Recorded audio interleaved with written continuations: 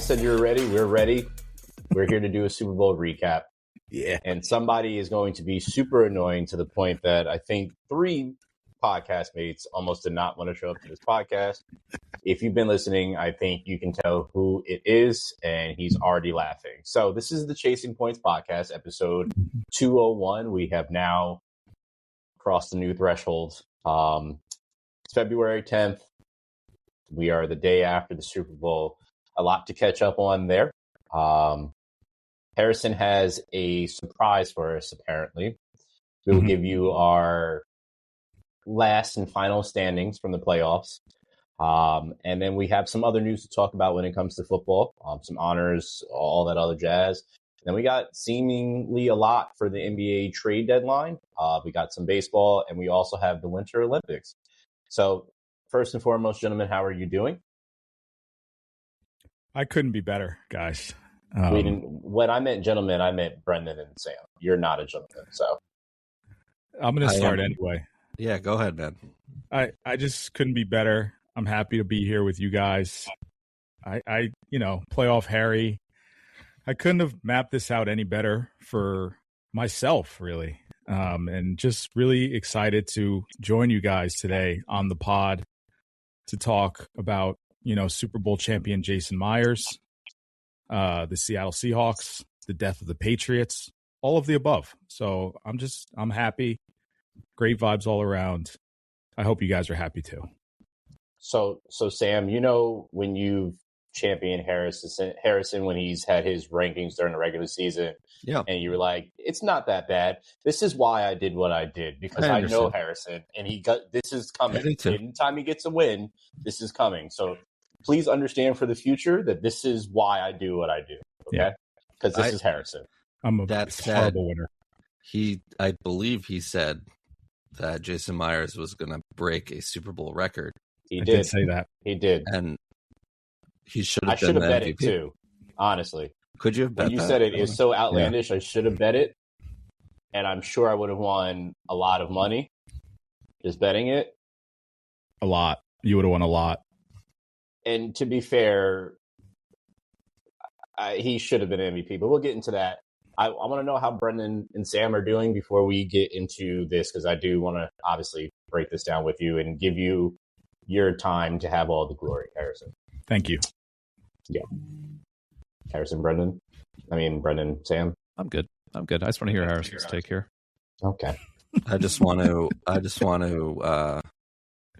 on behalf of all Jet fans everywhere, congratulations, Sam. Yeah. We love you. We're very proud of you. And Hayes, we never gave up on Sam Darnold. We didn't. There you go. He's Super Bowl champion. We didn't. So. If this, just in case anybody is wondering why I'm wearing Jets jersey, it's because 2 Jets, former Jets, won the Super Bowl yesterday. So I don't actually have their jerseys, so the GOAT will do. Harrison, the floor is yours to start this Super Bowl recap and share your takeaways from this game. Yeah, it was obviously, we were talking last night. If I didn't have any stake in the game, probably one of the more boring or worse Super Bowls in recent memory. Although I've kind of come around on that, and I don't know, it's really hard for me to separate, the obviously having a player that, I was a classmate with, which is pretty cool, be the kicker on a Super Bowl champion team. And then just all the social media around it and people having fun and making fun of different things. And then Bad Bunny halftime and everything about it was just kind of fun, aside from the play on the field, other than the Seahawks defense. The Seahawks defense was lights out. And really fun to watch, if you're kind of a fan of that. The Patriots look completely overmatched, but that's what's going to happen when you're able to just rush forward. You look just like last year in that sense, where the Chiefs just couldn't get anything going and the Patriots couldn't get anything going here. Patrick Mahomes was able to make a few plays just because of his veteran nature and who he is, but Drake May just did not seem ready for this moment. The line was not ready for this moment, and the Seahawks just kind of feasted and really just ran away and hid. There was obviously a moment in the time in the game when it was 20 or 19-7, where you thought, maybe the Patriots could, do something incredible and make a little run. They had a little bit of momentum, but Drake May kind of just threw that away over the middle. But yeah, overall, just the game wise, probably one of the more forgettable ones will be for a lot of people. But I can't obviously remove kind of my biases towards what happened, but that's just my initial takeaway. I first want to say, I know that's kind of been I got the same text message last year. Oh, this is a boring game to watch. And I got that text message again this year. If you love football, you love all aspects of it. And there's a defensive portion of the game that if there is a powerhouse on defense, they're going to dominate. And if they have the right game plan, they're going to do this. The one thing that they dominated was the rookie Will Campbell, who they had at guard, he does not need to be there. And the Seahawks knew he was going to be there and took absolute advantage of him being there. That is one of the things right there. One of a big call out for the Patriots, which you saw throughout the playoffs, if you paid attention, they kind of restricted Drake May. Josh McDaniels did not allow him to really let it loose. And I know with most times you don't necessarily need that to happen when you have a good team around you, but this is the last game of the year, right? I understand they didn't want the young man to throw them out of the game. And I know we've talked about that on many occasions. But one of the major parts of Drake May's game is him running. And he didn't do that really until the second half. And I think that was also something that took away from what the Patriots could have done. I felt they were playing a little conservative, but also I believe you have to play that way when you know that you have that defense on the other end. Prime example, two safeties on that. Sometimes you know who the strongest safety is, so you tend to move to the other side of the field. With those two safeties, that tandem, it doesn't matter where you go in the field. You don't know where the blitz is coming from because they both can blitz. You don't know where they're going to play the coverage because they can play coverage very, very well. So it makes it very, very hard. Also with that defensive line. Actually, there was former Jets that won a Super Bowl. Just thought about that right now. Sam Darnold, Jason Leonard Myers. Williams, and Leonard Williams. Okay, yeah. 3 Jets, former Jets. Okay. Anyway. Big cat. Yeah. Yeah. So I think that was something. Obviously, Sam Darnold was not the greatest in the game either. Shout out to Kenneth Walker. I don't know if you guys saw the story. This was his father's first game that he ever came to, and it just so happened to be in the Super Bowl. So shout out to him on that one. It wasn't exciting in that sense, but it was still a good football game in my opinion. I think strategically it was interesting too. Like, I don't blame the Patriots for playing more conservative because even it was 9-0 at half and, they weren't moving the ball at all. And definitely, at some point you want to change up your game plan, but there never was like truly a moment where it's like, oh, we have to go for it on fourth this time, or we need to, set up third down to go for it on fourth, because they were never really out of it until they were. Until late in the third, and until you got the sack, strip fumble, and then the interception, and it was like, oh shoot, we are completely out of it now. So I don't blame them for the game plan early. I think first quarter was a lot of feeling out, and even in the second quarter, it was still like, hey, we're only 6-0 down, and it's a touchdown away. So.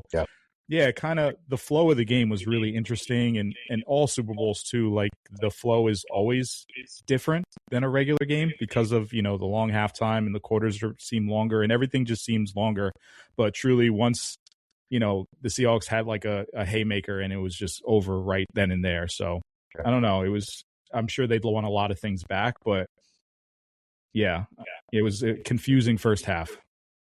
I do want to ask this question, and maybe this happened and I didn't see it.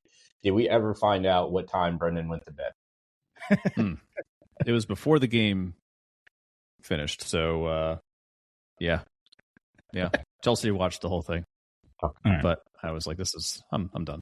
After the pick in the fourth quarter, I just game's over. Yeah, I mean, as they always say, right? Games are won and lost in the trenches, and case in point was yesterday, and Will Campbell, man, tough night for him. He allowed 14 pressures, QB pressures, only 14. Most allowed by a player in a single game this season, including the playoffs. So, tough day for him. And the Seahawks defense just dominated. I mean, held the Pats scoreless until the fourth quarter. Drake May just looked completely lost, and can't really blame him when he's under pressure. Basically, every other drop back. Yep. So, hats off to the Seahawks. Kenneth Walker III, first running back to win Super Bowl MVP since Terrell Davis in '98. So 28 years ago. Shout out to him. Yeah, TD. It's a long time. That is. So yeah, like I said, it wasn't the most. It definitely was not an offensive game, but to your point, Hayes, I mean, it was good football. It was a clean game as well. Not a lot of penalties, at least in the first half. God. Not a lot of turnovers in the first half. So then second half came along and things kind of got a little wild. But hats off to the Seahawks, man. And hats off to Sam Darnold, too. I mean, he did not have his best game. He was also under duress quite a bit last night, but found a way to evade it and make a play. And I think that was also, a difference maker. So yeah, I'm happy for Sam Darnold. And just that somewhat Sam Fafada too. Yeah. Thanks, bro. Thanks. You got it. No controversial calls either. Like nothing. It was just truly clean. It was just like, this team is better. Well, except for when Stephon Diggs got punched in the face. Yeah, that one might have been a little controversial. Some say he deserves that. Well, I think they just some would say that. Yeah. I understand. Yeah. That it's funny because the thing with Will Campbell, and he went 4th overall, I think, was he's really a guard, but we'll play him at left tackle, and we saw that maybe New England's in need of a left tackle now, but probably kick him inside. But yeah, that rough night overall. Didn't he during his draft night? Didn't he say that he'll die protecting his quarterback? I could have sworn he said something like that. Sounds familiar. Yeah, there were. I don't know exactly what the quotes were, but he said some things like that. Okay. He tried. Go ahead, for effort. I'm sorry. No, you're good. I mean, they're also super young, and I wouldn't write them off yet. I wouldn't write May off yet. This is the first defense they've seen. Like they've seen the Texans and this defense in the last 4 months that are anything worth anything. So it's kind of, you get hit in the mouth and you're like, I haven't seen this before. And the Texans game, they didn't look great either. So it's like kind of predictable in that sense where they just, we talked about the schedule all year and people will talk about the schedule for the rest of the off season, but it hurt them. It definitely hurt them where they just were not exposed to any type of competition, defensive competition, throughout the year. So it is what it is. The quote is, I'm going to fight and die to protect him with everything I've got. Well, it wasn't enough. Yes. That's everything he's got. I don't know. Kick him inside and maybe let someone else try. Yeah. I think part of it too, and from a Patriots standpoint, Diggs coming off did he tear his ACL last year or was it the year before in Houston? Regardless, he's clearly not. I mean, he's had a pretty good season, a nice comeback season, but he's not prime Stephon Diggs, and there's really not a lot of offense there. And the most explosive player on that team offensively, aside from what Drake May can do on the ground and in the air, is Travion Henderson. And this team, aside from when Ramondre was hurt, just kind of kept Travion locked up all season, aside from when Ramondre was hurt. And when there was a player that could kind of provide that kind of jolt, I mean, I think he had 4 runs over 50 yards this year or something ridiculous like that. They run him inside too much when they could just pop him outside and get these big explosive plays. I understand that front 7 from Seattle is tough. But they this team inconsistently was not able to score points. And I thought the QB play, regardless, I don't know if we said it, was going to be tough overall, especially not consistent. But the better team won. And I'm sure the Patriots will be back, and they're coached well, and it seems like everything, learning experience. We've seen it before, but the Seahawks too shifted and near the end of the season to let's protect the football and run, and they did that after week 14 or 15, and unfortunately Charbonnet went down, but Sam didn't play great, but he didn't make any mistakes. He didn't turn the ball over, and Ken Walker did enough to to get him a win. So masterclass in defense, though. Yeah, go ahead, man.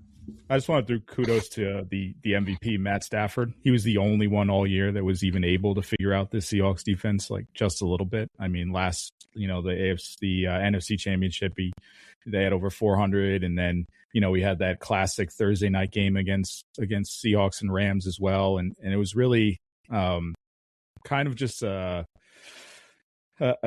cherry on top, or validation for Matt Stafford as the MVP, because of how good we've seen this Seahawks defense be this year, and especially last night as we crowned him. I think my friend brought up, as he likes to, he's a Jets fan and he hates Geno Smith, has always hated Geno Smith.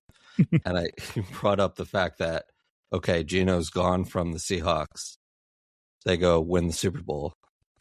And Raiders. Now Geno's on the Raiders, and they have the first pick, new head coach, and very likely a new starting quarterback. So I just think that contrast is very is funny. And it sounded like if Geno wanted to come back to Seattle, he could have, and it just didn't work out. So, just happy moment. This team's built so well. I mean, you look at that defense, there's a lot of high picks, especially on that defense, but they've all hit. Just from the safeties to, I mean, even Tariq Woolen was like a 5th round pick. I mean, the front 7 line, I mean, JSN was a steal. What do you go, 20th overall? John Schneider and team there deserve a lot of credit. This team was, built even the same way the last one was, right? The last dynasty or championship era team that the Seahawks had, Yeah, even the midseason trade for Shaheed, getting a complete burner and game changer on the outside. He may not have no one really had the production yesterday, but you're still, taking up a lot of space and taking up a lot of attention. So, yeah, they were built just very, very well. Diggs, to go back to recap for Sam, Diggs tore his ACL October 2024. And also, did you guys see, since the Seahawks essentially got their lick back, did you see the commercial with Marshawn Lynch? No. You should 100% okay. watch the commercial with Marshawn Lynch as he's sipping tea and basically it flat out says that we got our lick back. So it's comedy, but please take some time to look at that for sure, gentlemen. So before we move off of this and Harrison gloats a little bit more, Bad Bunny performed, and it is now the biggest and most viewed Super Bowl performance ever. Second would be K-Dot. Third would be Michael Jackson. I think after that is, I forgot who after that is, but I know Katy Perry is 5th.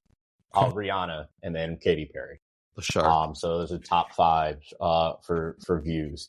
What is your guys' thoughts? Did you tap your foot? Did you get up full blown dance? Any songs that you knew? Any songs that you didn't know? Well, I'd like to hear it all. I mean, I'm sure you guys were tuned into the All American halftime show instead, but I'll give you the recap of Bad Bunny in case you missed it. Oh, okay.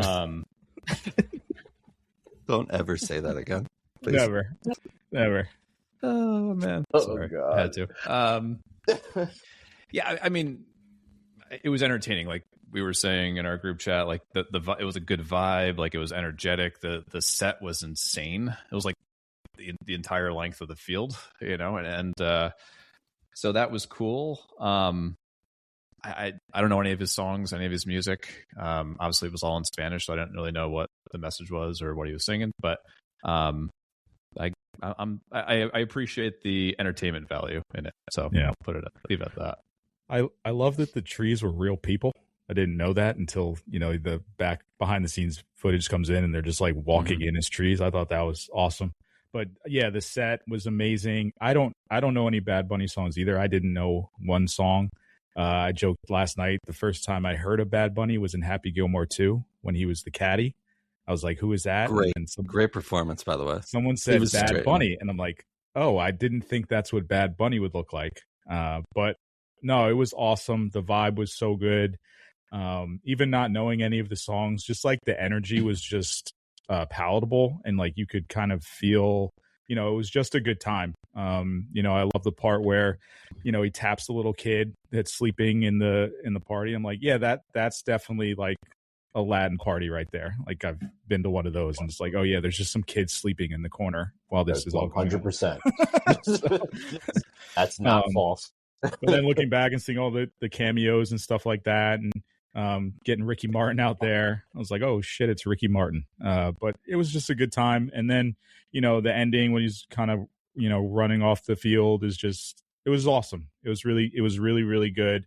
Definitely one of the more memorable ones for me, honestly, just because I didn't know much about it, but just to see obviously the, political climate and everything going on in this country, see how impactful it was, and just kind of, have a good time and love each other was a good message, and one that I think resonated even if you don't understand, the language. So I'll pick up right there because that's where I was going to start. Is you don't need to know what words are being said. 100%. We've all grown up with music in our hearts, and we have our favorite bands or artists that we share with each other, and we might not that might not be our genre, but it's a way that we communicate. Music is the international language, no matter if you know what it is or isn't. Prime example, never in my life did I think I was going to go to a Plain White T's Fall Out Boy Gym Class Hero concert, but I went with Brendan. Brendan introduced me to Fall Out Boy, went there and did that, right? We also vibed off of Linkin Park again, right? But then I also have music that I've shared with Brendan, like Kid Cudi, Wale, early stuff, right? And it's stuff that you end up sharing with. Harrison and I always joke about J. Cole, because Harrison has a love-hate relationship with J. Cole. That's a lot to unpack, but I understand where he's at, right? But it's conversations that we have off of that. Sam and I, going back to when we were in high school, around high school, morning of, conversations like that. These are people and places and things you guys can look up these artists if you like to, right? What I'm saying is it doesn't matter. If it gets you to move, that is the point of it, right? That's the point of it. You don't have to understand it. That's number one. Number two, the symbolism that ran throughout that whole entire set. It was talking about Puerto Rico. So if you saw when he was standing there amongst the field when he had the Puerto Rican flag, if you paid attention to the color of the Puerto Rican flag, it was the original light blue. They've changed that, which has a lot of meaning behind why that was changed and whatnot. The power, when they came down from the light poles, it was talking about their power grid system that happened since they've been colonized, right? That was an actual wedding that happened during the damn performance, like a legit wedding. The message on the ball of basically us being all together, him talking to all Latin communities and telling them to come together. Again, seeing people talk about how he's not American when you can just easily look and see where Puerto Rico is and what they are to America because they are a part of America. So that would mean he's American. It's just entertaining. It's interesting, entertaining, and it opens eyes. And that's what a performance is supposed to do. It's supposed to get you talking. It's supposed to get you to see things differently. It's supposed to, at times, even get you out of your comfort zone. And I enjoyed it because I enjoy his music. I've listened to his music for quite some time. So salutes to him. I think also like all of the performances were great. Like even Green Day pregame, I haven't heard from them in a long time. Had no idea who the anthem singer was. He killed it. It was just, and then, we were talking even, just the whole vibe of having an outdoor Super Bowl in Northern California and just everything about it. We should have gotten a better football game, but I'm not mad at what we got. It was a good watch for me, even, despite what the score was. Yep. Sam? Yeah, no, 100%. I mean, I only saw the halftime show live. I haven't gone back and watched it, but the symbolism, the storytelling, it's beautiful. I mean, it was just a kind of just a snapshot of what America is, should be. Yes. Should be. Yes. Yeah. Should be. Or what it, a lot of it, right? It can be, there. I thought it was great. And again, art is art, Yes. Yeah. Beauty and yes. the eye beholder, all of that. To quote Gym Class Heroes, art is art, only the real can truly feel it. So to bring that full circle there. Well played. Well played. Yeah. Good job. What up, Good Travis? job. What up? Yes. Yes. Travi. Yeah, no, it was a great show. I look forward to kind of watching it again, and yeah, it was Same. The vibes are good. Same. Yeah. I did have a older person talking to me while the performance is happening because I know he didn't understand what was going on, and I just kind of wanted just to watch it. And I said, okay, just watching on my own time again. Speaking of older people, my dad I text my dad. I was like, Maris, we're leading the Super Bowl, and he says, the Super Bowl's on, and I said, yes. He said, when did it start? I was like, yes. it was just. I'm like, do you live under a rock, sir? He said, yeah, I do. I was like, okay. It explains it. Must be this. I just can't. Yeah. Shout out to Papa Bakes. I know. As much as we love this stuff and it's all encompassing for us, there are people out there that just don't give a damn. Don't give a damn. Don't care. Cool. And I think too, just going back to the performance, like it's okay. Like myself, like I didn't understand it. I didn't, but I appreciated it, and I think that's the main thing. It's like don't view it with like blinders on, or like just automatically dismiss it as I can't understand this. I can't relate, so I'm just going to say it's trash. Or start an alternate YouTube link channel with an alternate halftime show. Don't do that. Yeah. My name is Kid. I did hear that particular performer didn't even remember his own lyrics as he was lip syncing it too. I'm sure he was a few butt heavies in. Yeah. I'm sure he was more than a few. The contrast of all of that is like truly amazing. Like the message that Bad Bunny was sending with the message of the uproar, and like the message that one is like, man, you guys are just missing the boat. Yeah. Some people don't want to get it. Some don't want to get it. And it just is what it is. Any favorite commercials? Because I'll tell you right now, I did not expect to start crying over Lay's potato chips. Oh, that was didn't see. Yeah, I saw commercials, and again, there were so many people talking in the volume. Yeah, that's fair. So low, I didn't hear what was going on, so I have to rewatch all the commercials. Mine was the Bruce Arians, the relaxed tight ends. Yeah, that was a good one. That was a good one. I think that Toyota spot was really good too. Just saying. Yeah, I wonder why you said that. Yeah, the power belt one with the old red floor. Wonder why Sam said that was a good one. As you get older, the ones with like kids and the storytelling, it really hits a lot harder, and I don't like it. Not at all. I'm not here for tears. Like the Budweiser commercial. So good. Yeah. I hate Budweiser. King of beers. Great commercials. Man. Always great commercials. Yeah. The only commercial I caught like a real glimpse of, but didn't hear anything, was the Dunkin' Donuts commercial where it had that was a really good one. All of like the classic people from like early '90s shows, and I saw Tom Brady, and I was like, "What is Tom Brady doing this?" And I was just like, "All right, I need to see what happened here." So that was a good one. And I'm not a Boston guy, but that was fun. I understood the Bad Bunny performance better than I did that Dunkin' Donut commercial with the Boston. That's funny. The Boston nuances and accents, and Two Americas. Ben Affleck in a wig, and I was so confused by that. They're playing off of what they've been doing for the past, like 3 Super Bowls with Ben Affleck doing that. They can give that up. It's not funny. We get it. You're from Boston, and yeah. I like that. Well, I guess speaking of giving it up, we got to give it up for Harrison for finishing the playoffs 10-3, where the rest of us finished 9-4. He beat us by 1. Woo! I sure did. Take your lap. Go ahead. Sure. Take your lap.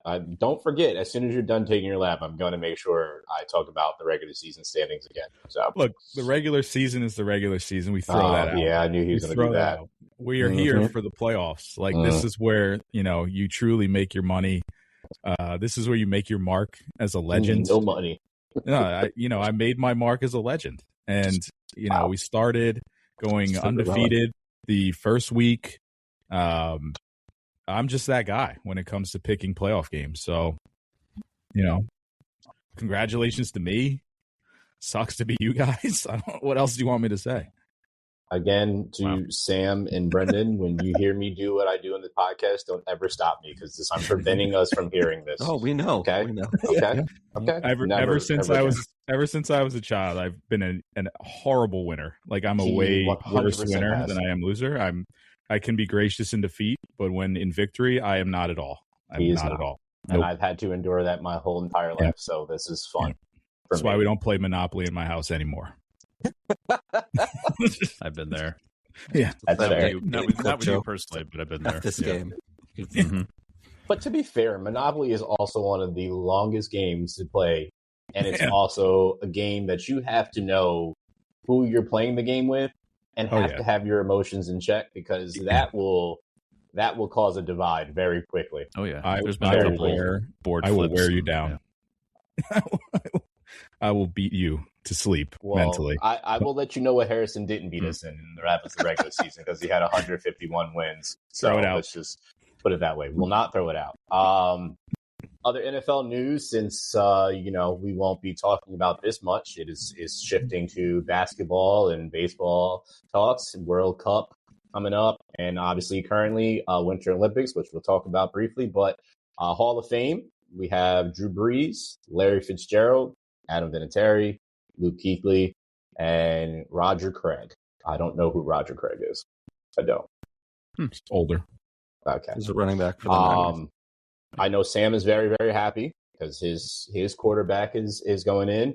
I'm very, very happy for Larry Fitzgerald, who caused fits for my team multiple times in playoffs, but also love his story of how he was a ball boy for Randy Moss and the Vikings. And it was very, very cool to see him receive his introduction to it from Randy himself. Very, very cool. Adam Vinatieri, who literally haunted us for many, many years, all of us on this podcast. Luke Kuechly, one of the best linebackers I've ever seen in my life. I mean, very short and efficient career, I would say. Short and efficient 8 years, career. right? So, yeah. Yep. In and out. That was it. So shout outs to him. The NFL honors. I don't know if you guys watched it. I didn't watch not 1 second of it. Okay, cool. I watched it. It was train wreck. It was a lot. Yeah. Okay. It's a lot. It's like, this is the NFL's. I know the Super Bowl is, but like, this is your night. You've turned this into a production. It's like, let's have presenters on the stage that have at least heard of the people they're talking about. Yeah. We don't need to go into it, but there were a couple. Like, do you even know who X player is? But again, yeah, that's why I don't watch the greatest. It, there's too much going Stafford, on. though, that was a great moment. Like bringing his girls on the stage and stuff. That was awesome. I saw that part on social and all that. That was cool. I heard that he said that he'll see us next year, so he's confirming that he's basically coming back. So shout out to him for that. Offensive Player of the Year, JSN. Defensive Player of the Year, Myles Garrett. Love that. This one I didn't agree with. It should have been, or the rookie of the offensive rookie. I thought he had a great year, but I thought Jackson Dart's numbers were better. I thought his impact was more. I guess Panthers made the playoffs, but I guess I could go either way. But I thought it should have been Dart. That's Dart get one vote, right? Yeah, one. I feel like that's one low. Vote's a little. Said he felt a little disrespected, so that's good. That's all right. That is good. On his shoulder for I was going to say that's good for him. He'll have a nice little chip. Mm-hmm. Did you feel the same way about the defensive rookie of the year, Harrison? I was fine with that one. Yeah, he's been a beast all year. Yeah. Okay. Vrabel, coach of the year. McCaffrey, comeback player of the year. I feel like McCaffrey should be disqualified from that because he's like injured every other year, and he's just like, I'm just going to come back and win this one, you know? He's the 49ers' whole offense all year, man. It was incredible. I know. Yeah, incredible because everybody went down. Did I share the theory with you guys about the power plant that's close to it? I shared that one. No, did you? Yeah. Okay. Yeah. So I guess that's very interesting. Yeah, if you guys didn't read, there's a power plant very close to the 49ers training facility that I guess somehow not aids but causes more like muscle injuries. And they were obviously the most injured team all year. So it's just an interesting article. Most years, yeah. Yeah, it's just an interesting article about kind of the power waves and all that type of stuff locally. It was weird stuff. Do better. Hell of a conspiracy. Yeah, be better. Maybe go practice on Alcatraz. You guys aren't too far from that. First time eligible for the 2027 Hall of Fame class. You got Gronk, Big Ben, AP, Sherm, Cam. I love the Scam Newton. And Antonio Brown. Antonio Brown, that'll be a fun one. Yep. Honestly, which I know if they've already got, Bill and Robert Kraft and not getting them in for his ballot, Antonio Brown, before he did 100%. all of the stuff off the field, was arguably one of the best wide receivers to ever grace a football field. Monster. So I want people to understand, yes, we are a sports podcast, so I really, really want to talk about that part.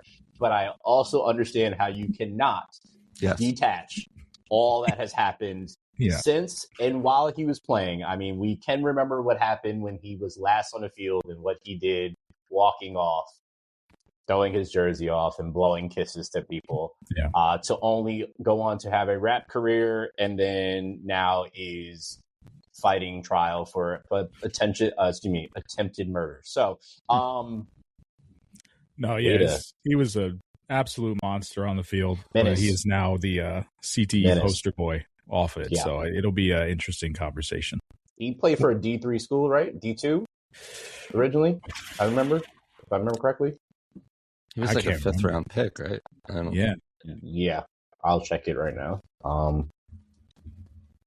I think all these guys are locks eventually. Cam Newton's probably. I don't know about Cam. I don't either. That's the only question mark I have. Like that one, I guess we'll see. No, it was Central Michigan. He played with JJ Watt. Okay. Wow. Yeah. There's that. JJ Watt went to Central Michigan? It looks like JJ Watt in that thought picture. He went to Wisconsin. Yeah. Yes, he did. Yeah. JJ Watt went to Wisconsin. JJ Watt was his college teammate. Oh, maybe he transferred. Yeah. Okay. Yeah. Mm-hmm. Shout out to Chippewas. Yeah. Very, very, very interesting. Yeah, he transferred. He did transfer, so he started at Central Michigan. I didn't know that. Mm-hmm. I didn't either. There you go. That's fun. Education. The more you know. So, any of these guys do you think are an immediate lock? I believe Gronk is right off the rip. I think AP should be.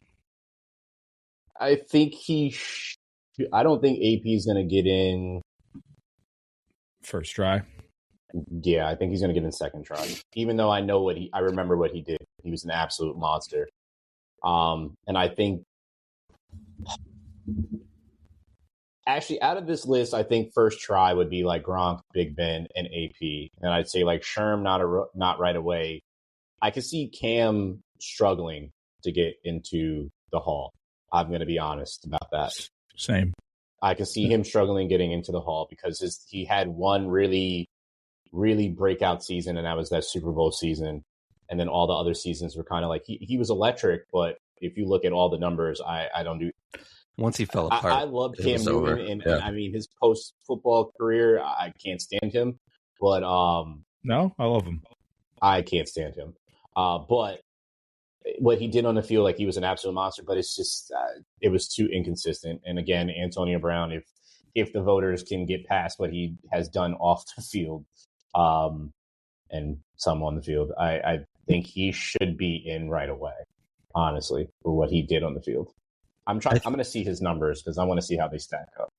I think only 5 modern, quote, modern day players get in, and or modern candidates. I don't know if that will include Robert Kraft and Bill Belichick. You have to imagine, especially, whatever happens with this, it's going to be an overcorrection, right?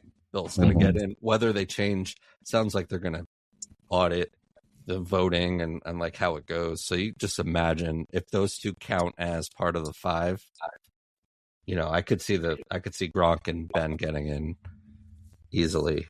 Gronk the easiest, but I think Big Ben not only has the 2 Super Bowls like Eli, but he also has put up the numbers that Eli doesn't have. So I think probably see that, but again, don't know. I don't think Cam Newton, Antonio Brown. There were other people on here too, like Le'Veon Bell, great player. Like the high was really high and great, but just not a Hall of Fame career there.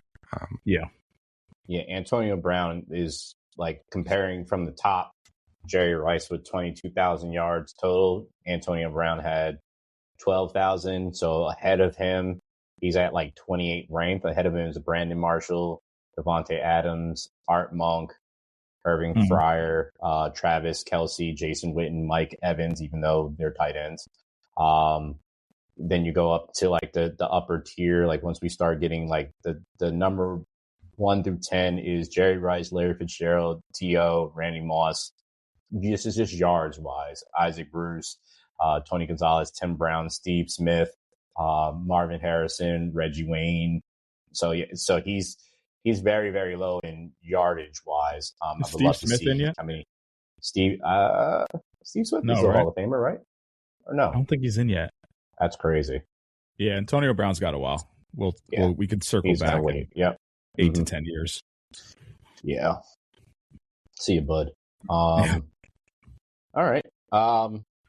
Harrison has some power rankings for us. I do. We are going to rank Jason Myers' field goals from yesterday. Yes. Yep. Starting at number 5. 9:12 left in the third quarter. 41-yard field goal. Good to put the Seahawks up 12-0. That's number 5. Number 4, we're going to go 11:16 left in the second quarter. 39-yard field goal to go up 6-0. So still the only points on the board by a Marist Red Fox in the Super Bowl. That's number 4. Number 3, we'll go with the first one. Basically put the game out of reach. So 39-yard field goal or 33-yard field goal with 12 minutes left in the first to go up 3-0.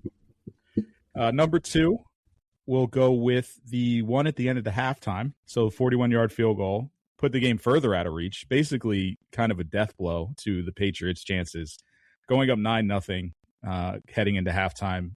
And just basically a precursor to Bad Bunny. Just fireworks everywhere. And then number 1, we'll go with the record-breaking field goal, 5 for 5. The only kicker to ever do this in Super Bowl history, became the NFL's leading point scorer in a season. This field goal, 26 yards, 22-7, Seahawks. Night, go Birds. History. With an exclamation point. Yep. To quote. Marist points in the Super Bowl, 17. Alabama all time, 6. That's just so crazy to me. that is one of the greatest stats I've ever seen. It's so wild. It doesn't make sense, but it's legit. Yeah, it's crazy. I can't believe we just sat here through that. Go for Marist, man. Let's go. So does Jason come back and bring the Lombardi to Marist? I think so. I think we'll plan it out. It's been a little busy today, so I haven't been able to get in touch with him. But yeah, at some point, he's got to come back. Is it like the cup where everyone gets it for a day? I don't know. We'll find out. Yeah, this uncharted territory. We're not. I remember Jay he brought the trophy all the way to a soccer match in Europe. It's fire. And brought it around his town. Isaiah Rogers brought it around his town. I think they all get it at a point in time to bring it to their place. That's awesome. Well, we're excited for it coming back to Poughkeepsie, Hudson Valley. Yeah, man. He's a great dude. Like, he's a good dude. It was cool to see. Insane to see. Surreal. Like, we're 12-0, and it's just all. I know you've been giving Harrison shit for his records for years now, but like, he called this. It's beautiful. No, he called this one. I can't say anything about it, which is why I'm just going to continue to shake my head. He called this one. But I was 1,000% the fact that he called this one, he's going to make sure that we know about this for years to come. 100%. I'll be on. I was 1,000% joking and just saying, what if a kicker goes 5 for 5, and he's the Super Bowl MVP? He should have been Super Bowl MVP. He should have been Super Bowl MVP. In my opinion, he should have been Super Bowl MVP. Shout out Kenneth Walker. I mean, 134 yards. That's great, but 5 for 5 Super Bowl record, and you're the only points all the way up until the third quarter.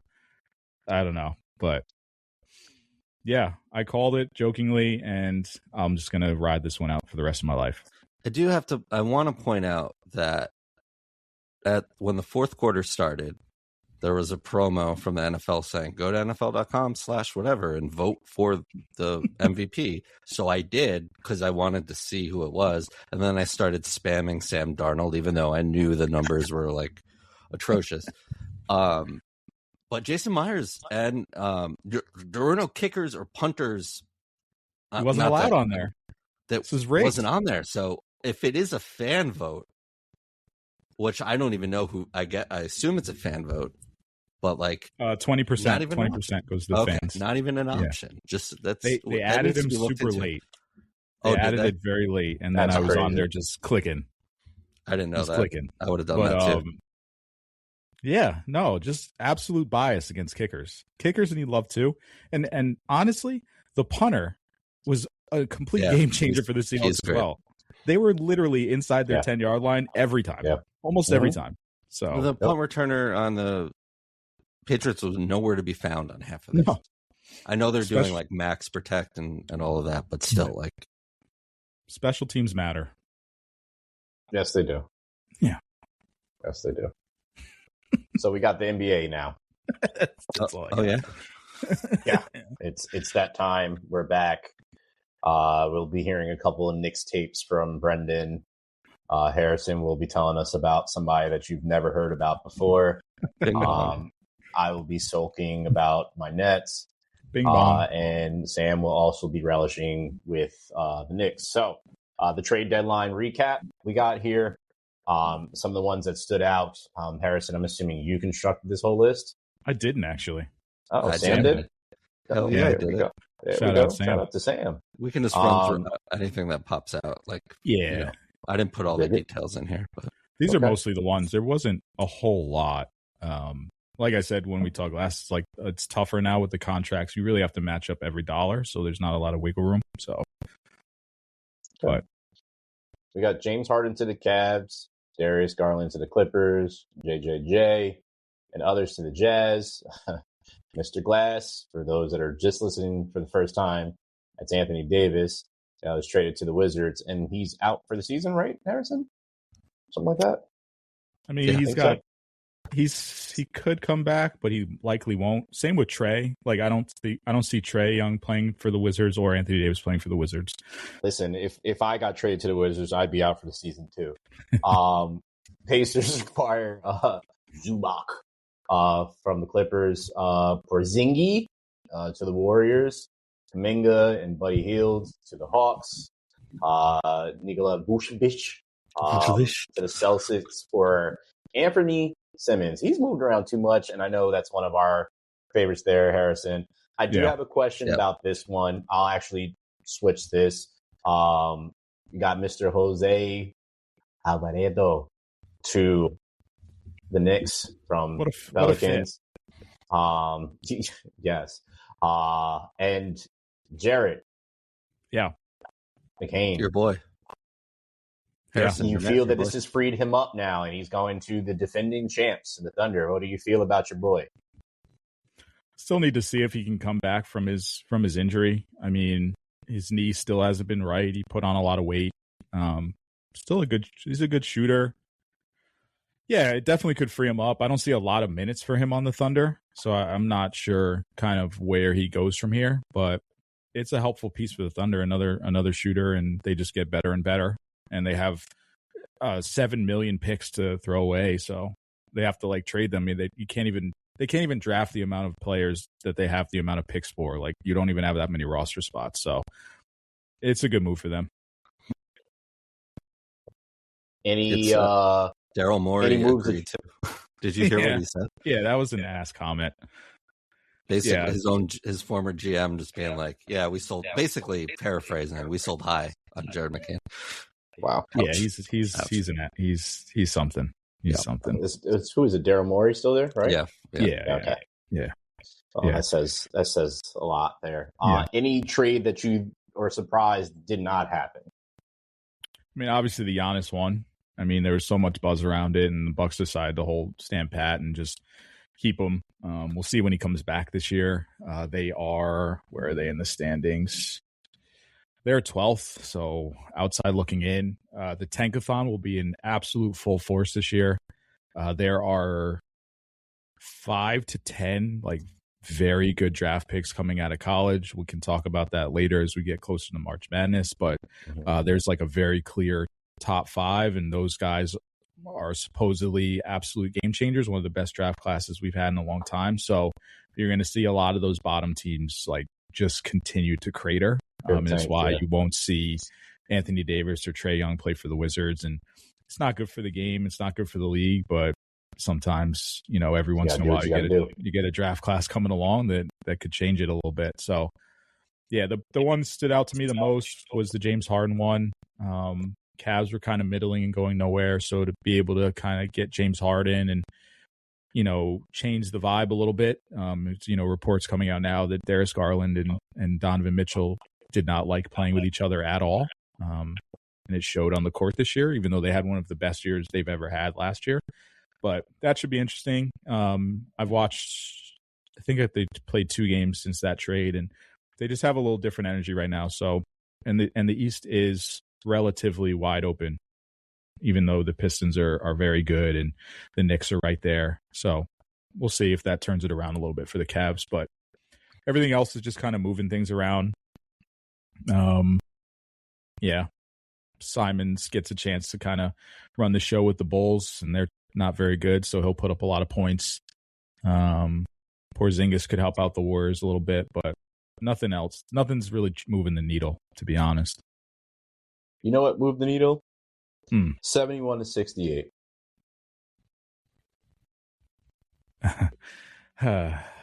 What is that, Harrison? This isn't on the rundown, Hayes. 71 to 68. Go Heels.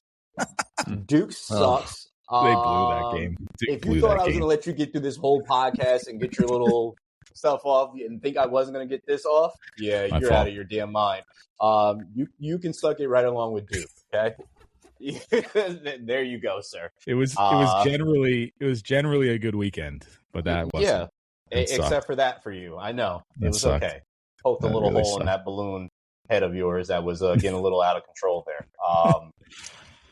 So I'm glad that happened. Can Blues are the first pick in the draft? Like right now? No. I know it's a really good class. No, the Kansas kid. Peterson is. Peterson should be. That UNC freshman is really good. Really, really, really good. I don't love Cam Boozer. I think he's a bit of a tweener. not big enough to play down low, not athletic enough to play up top. So curious to see how he shapes out. But yeah, he was dominating the matchup early, but then UNC just got a nice little spark, and that was it. Got nothing to say about that. Sam and Brendan, you want to spark this podcast with some baseball talk here? Sure. Oh, yeah. Let's do it. I'd love to.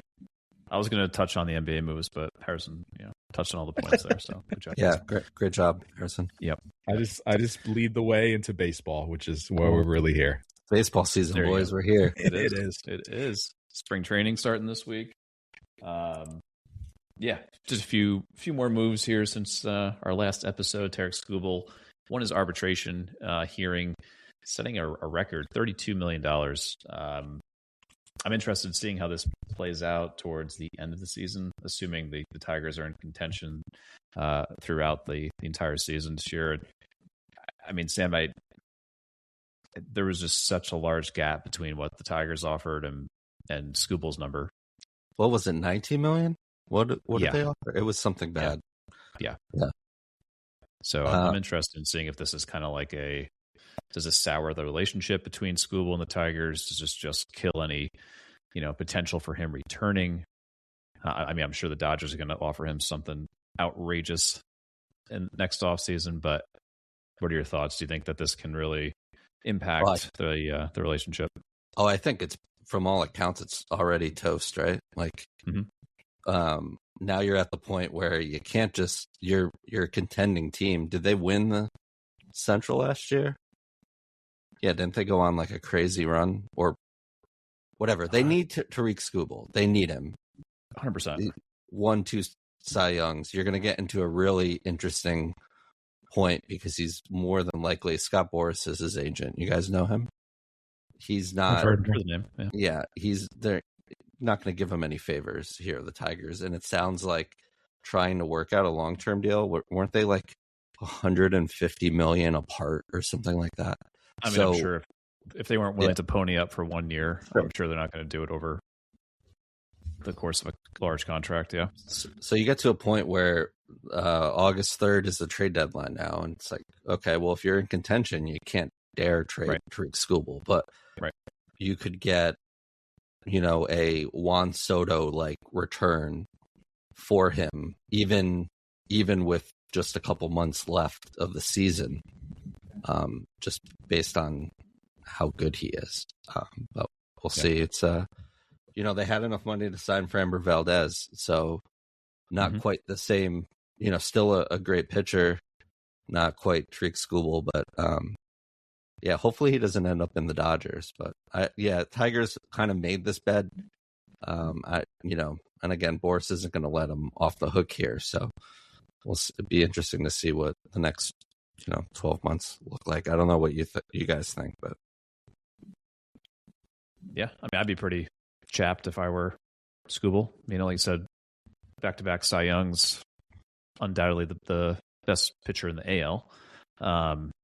Debate him or Skeens, but in all of baseball. But I mean, it's kind of a slap in the face, and Tigers also had an opportunity to up their offer or try to find some sort of middle ground, but clearly did not. So yeah, I mean, if I'm Skubal, I'm feeling a little pissed off. Yeah, arbitration is the Tigers wrote down a number, the agent writes down a number, and again, they were off by such a wide amount that this case was over before it even started. And I know we made the jokes of like, if this was on pay-per-view, I would 100% buy this and watch this because I think arbitration is just so ridiculous. You go into a room and you're told how, worthless you are, when a team wants to be cheap. But, Tariq Skubal allegedly brought both of his Cy Youngs, but didn't have to take them out. Tim Lincecum did that once. Just A+ pettiness from Boras and Skubal here. But yeah, shame on the Tigers, man. Just shouldn't have gotten to this point. Like if you're the Tigers, how do you defend your number, right? Like what flaws are you pointing to or shortcomings are you pointing to that, and you're trying to convince, the arbiters, this is why we can't go to 32. You know what I mean? Like there's just, there are no negatives that you can say about Tarek Skubal, who, like I said, just won back-to-back Cy Youngs. It's just crazy to me. But like I said, they made their bed. So I don't know if Framber is a pivot or kind of a security for when Skubal inevitably leaves, but that's a hell of a 1-2. Skubal and Framber, and then you got Jack Flaherty and Casey Mize and Job coming back. Probably towards the end of the season. So Melton too. Yep, he'll be in the rotation. So yeah, it's so we'll see. Tigers should be good. They came in second. Reese Olson too. Yeah, personal favorite. Came in second last year in the Central. Guardians went on that crazy run to close the season. Right. Yep. Yeah. So yeah, and then Paul Goldschmidt returning to the Yanks on a 1-year deal. So much for Ben Rice getting at bats against lefties, or maybe he goes behind the plate against lefties and Wells sits. Goldie plays first, but I like bringing him back. The veteran, leadership and clubhouse guy, and he was still good against lefties last year. So I don't hate the move, but man, when they said they weren't afraid to run it back with the same team, I guess they really weren't kidding, because it's pretty much identical to last year. So I do love our rotation though. Once it gets to the summer, once Cole comes back and Rodon, I'm telling him, like we said last week, Heel potentially moves to the pen, either a long man or comes out throwing 105. Who knows? And in short stints, Ryan Weathers could be moved to the bullpen too. So, I do like our depth this year. And Hayes' boy Clark Schmidt will be back at some point. Get that jersey ready, Hayes. Don't you put that on me. Don't you put that on me. Don't you put that on me. My boy is a young man from Boston that said F Boston. That's my boy. You could get a number 36 Clark Schmidt jersey, and if it doesn't work out, you could always just say it's a Coney jersey. Exactly. If you give me that jersey, because I know the intention behind it, I'm going to make sure I put that, wrap it around my tailpipe of my car and hope it catches on fire.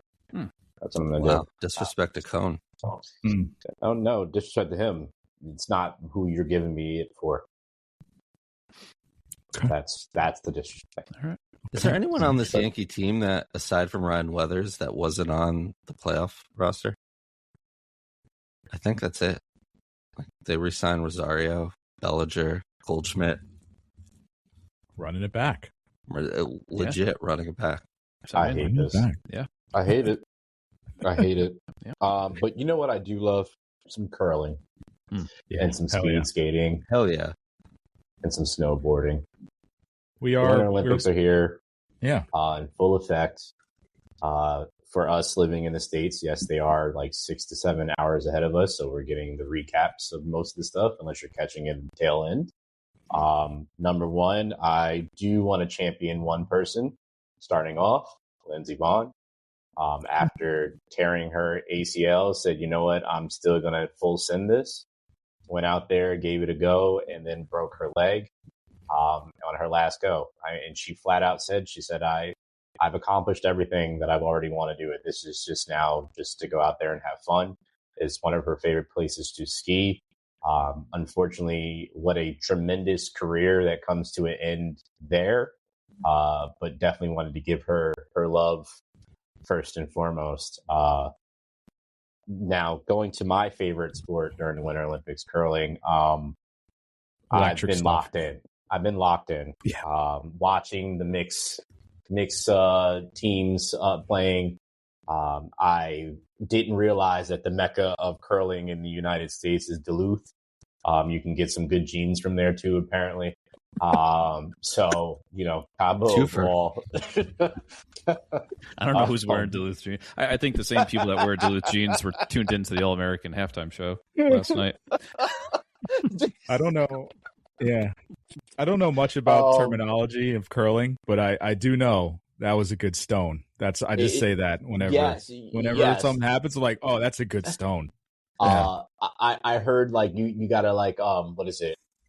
You gotta curve it. So basically, like just watching how they did it, they played like Slovenia or something like that, and they're number 2 in the nation, and just seeing how they were just sitting there and just wrote it, every single time, it captivates me. And then just watching speed skating. Is speed skating the one that's they're kind of like gradually just going to, and they're like relaxed as well? Or that's the other skating. That's the like distance skating. They look so laxed out there, and they're just like moving so quick, and they're just chilling. Seeing how these people are also the skiers. I forgot which one it was, but they were doing at like, I remember one point, one of them was like 85 miles per hour. I was like, this is absolutely insane. Crazy. They're doing this on skis. They're going faster than most cars go regularly. This is what's happening. Terrifying. And it's absolutely nuts to me to see that. But all in all, shout out to the women's hockey team, because I did see them for USA. They dominated. Enjoyed watching that. I'm enjoying my time watching the Olympics. We're 5th in the medal count right now. We got 2 golds. So shout out Breezy Johnson, alpine skiing, and then the team figure skating. And figure skating's been great too. So yes. I love the Olympics, man. I do. It's great. Same. Can we go back to Lindsey Vonn real quick? Yeah, for sure. I'm sorry, Harry. Good. And do your shout out. I was just going to shout out our bobsled team for completely embarrassing themselves. That was a nightmare situation. Like just one man gets in, 3 others fall out. Just we've got the highs of the Olympics and we've got the lows, and there are no cool runnings. Training montage for cool running where they could American bobsled team. Yeah, they couldn't figure out how this worked. Not our best moment as a country, but in the grand scheme of the news the last couple of weeks, doesn't even track. No. Shout out to my girl Desi Johnson. She's not from US. She's from Australia. Shout out to her. Okay. Shout out to her. Brendan, go ahead. Our bobsled team needs John Candy. Lead them, teach them the ways. Feel the rhythm. Feel the rhyme. All right, Lindsey Vonn. All right. So it's a shame she got injured. I know she tried to tough it out, but I don't like how this is going to go. I just think she's overrated. I'm tired of hearing about Lindsey Vonn every Winter Olympics. Oh man, she's such a great skier, and there we go. She's going to favorite for the gold. She's won 3 medals in her career. She only has 1 gold, okay, and that's in 2010. So then she won a bronze in 2018. Okay. I just, I think she's just more fanfare and a face than anything else. So I was not prepared for a Lindsey Vonn takedown. I was not either. Lindsey Vonn slander here. So I'm tired of hearing about it. And she, her career just went downhill, no pun intended, after Tiger. So I knew Tiger was going to come in this conversation somehow. Unbelievable. Do I have to drop the disclaimer? The rights and views of the show do not necessarily, or Brendan don't necessarily reflect those of the Chasing Points podcast. Yeah, I'm just glad we're an hour and 8 minutes in. No one's listening now. Yeah. People are going to definitely just fade off, so they're probably not going to hear this part. So that'll be good. Sorry, Lindsay. Oh Lord. I'm sorry, Lindsay. Look, I have no rebuttal. I got nothing, man. I have nothing for that. I have nothing for that. Just kick your ass with one broken leg. I will say, have you seen the? I was watching the men's luge. Yeah. Excuse me. Yeah. Luge. And I just think that is probably the most terrifying event that I've watched. I would say, first off, skeleton's worse because they're head first. Yeah, going head first. Yeah, I hate that. But the fact that they have the spikes on their gloves first, and they kept zooming in on this, I was like, what type of Edward Scissorhands shit are we looking at first, right? And realizing, I was like, why do they have that? Why do they have it? I'm like, could it not like push in and like get them in their fingers? Like I had so many questions as an adult worrying about that, and I was like, oh, that's for the grip when they're so they're Wolverine and they're just getting themselves down. I got it now. I understand. But the fact that these dudes, I think it was from Japan, like he ended up like hitting the side of it at like 80 miles per hour and then put his skates down and got up at the end and was just like all smiling. I was like, I would not be happy bumping into anything at 80 miles per hour. No, I'm good. It's my main question when watching the Olympics. Like, how do you get into this sport? How do you say, hey, I'm gonna luge. This is my calling. This is what I'm gonna dedicate my life to.